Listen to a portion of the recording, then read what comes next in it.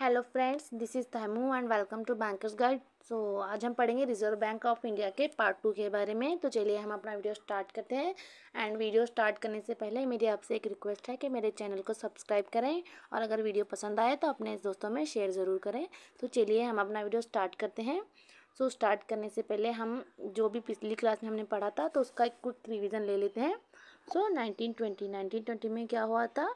Hilton young commission को establish किया गया था। किसने? ब्रिटिश गवर्नमेंट ने। सो इसी कमीशन ने 1926 में आरबीआई को रिकमेंड किया था कि इंडिया का अपना एक सेंट्रल बैंक होना चाहिए। सो 1934 में आरबीआई एक्ट को पास किया गया एंड देन 1935 को आरबीआई स्टैब्लिश हुआ और अपना फंक्शनिंग स्टार्ट किया। कब? 1935 को। एंड देन 1949 में आरबीआई को नेशनलाइज किया गया। सो नेशनलाइजेशन किस एक्ट के थ्रू किया गया? Reserve bank transfer of public ownership act 1948।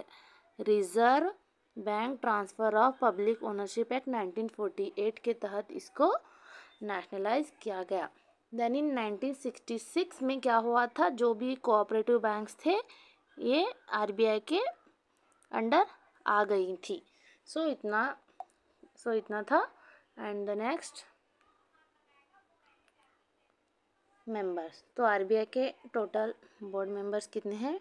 21। जैसे कि मैंने बताया था, गवर्नर शक्तिकांत दास जी एंड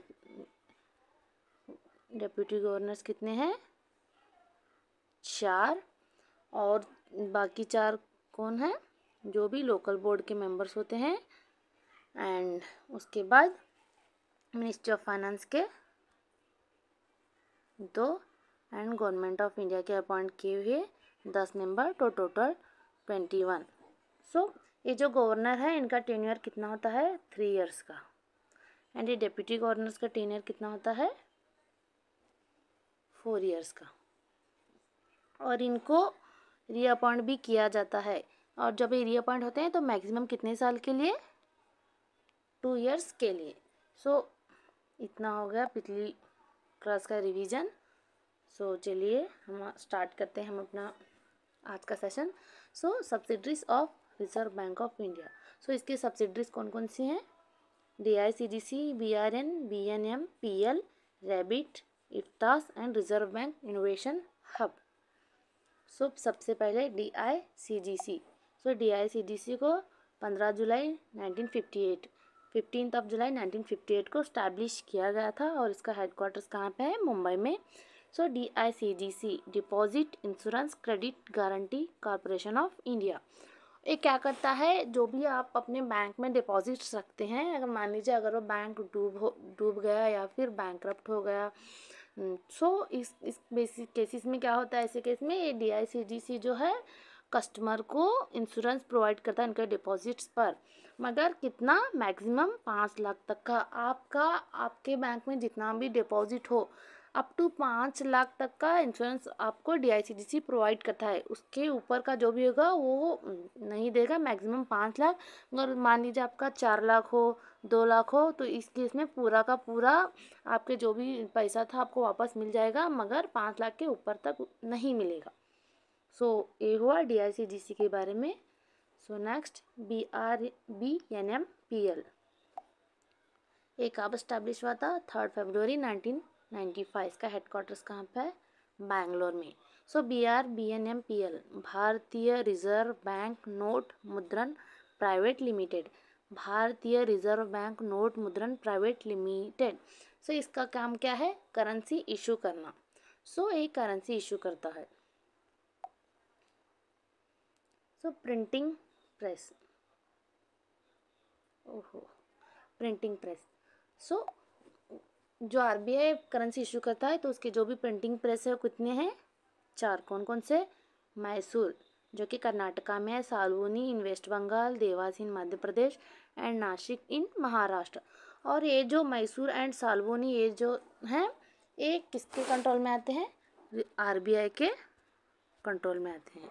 और ये जो हैं ये गवर्नमेंट ऑफ इंडिया के कंट्रोल में आते हैं। सो ये इनको BNMPL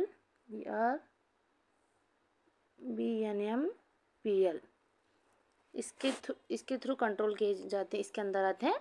सो और ये दो जो हैं ये security printing and minting corporation of India limited, so इसके अंतर्गत में आते हैं। तो ये मैं आगे आपको बताऊंगी। ये चार हाँ, तो ये आ गया SEMCIL,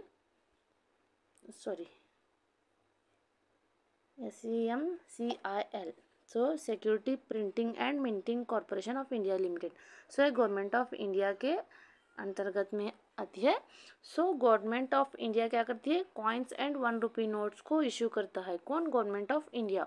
so coins and 1 rupee note को छोड़ के जो भी 2 रुपी नोट्स एंड अबो के जो नोट्स होते हैं वो RBI इशू करता है।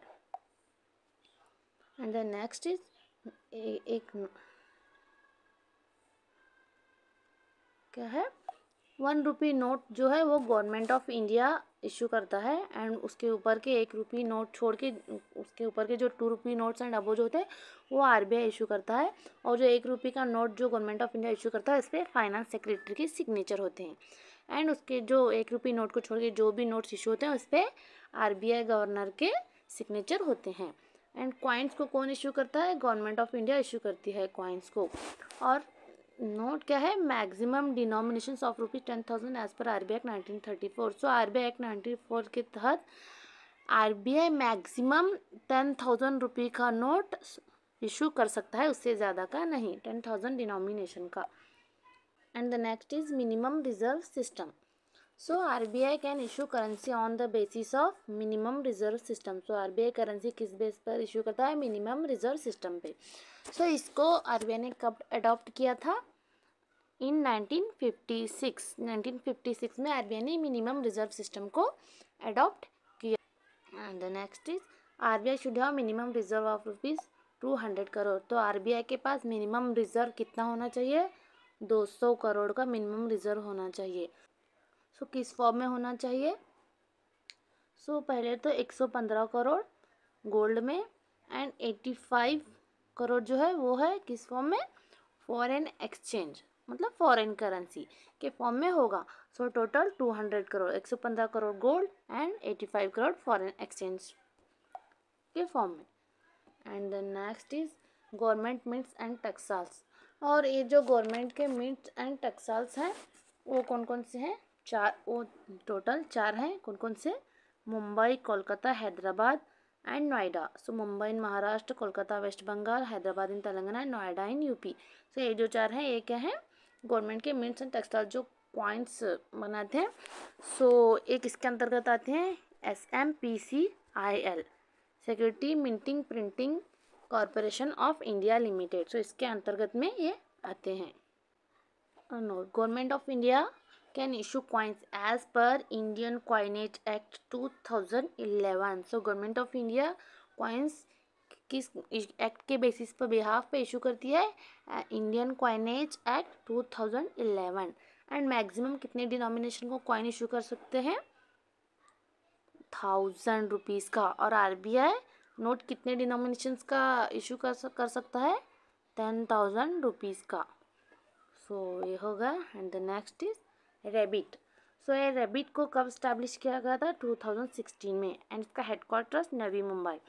रेबिट का फुल फॉर्म है reserve bank information technology private limited. Reserve bank information technology private limited. इसको क्यों स्टैब्लिश किया गया था? To serve IT and cyber security needs of Indian banking industry. So जो भी इंडियन बैंकिंग इंडस्ट्री है इसके IT sector and cyber security के जो भी नीड्स हैं इसको पूरा करने के लिए इसको RBI ने स्टैब्लिश किया था। सो इफ्तास इसको स्टैब्लिश इन द 2014। तो इसको 2014 में स्टैब्लिश किया गया था। सो इसका हेडक्वार्टर्स है Mumbai. IFTAS Indian financial technology and allied services. Indian financial technology and allied services. So इसको RBI ने क्यों स्टैब्लिश किया गया था? So it provides critical infrastructure services to RBI banks, cooperative societies and other financial institutions. So critical infrastructure को जो भी financial institutions हैं बैंक्स, RBI, सो इनको क्रिटिकल इंफ्रास्ट्रक्चर सर्विसेज को प्रोवाइड करने के लिए इसको स्टैब्लिश किया था किसने? RBI ने। And the next is RBIH, reserve bank innovation hub. RBIH इसको क्यों स्टैब्लिश किया गया था? टू प्रमोट, इसका ऑब्जेक्टिव था to promote innovation in the financial sector. So financial sector में जो भी इनोवेशंस करने थे तो इसके लिए रिजर्व बैंक इनोवेशन हब को स्टैब्लिश किया गया था। So thank you friends.